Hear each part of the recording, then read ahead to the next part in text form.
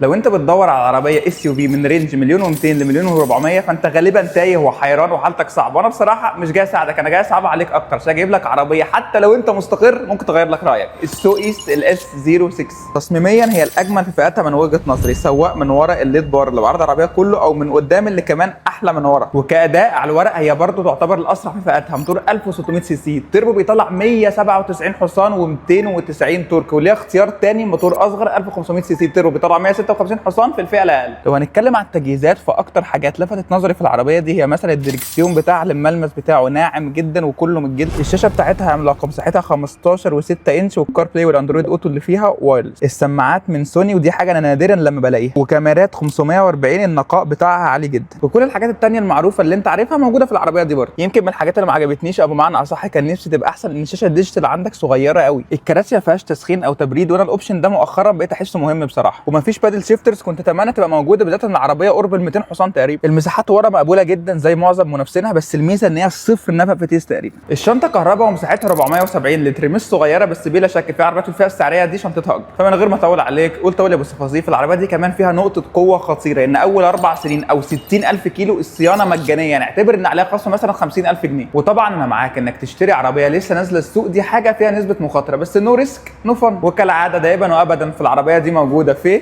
اكستريم اوتو.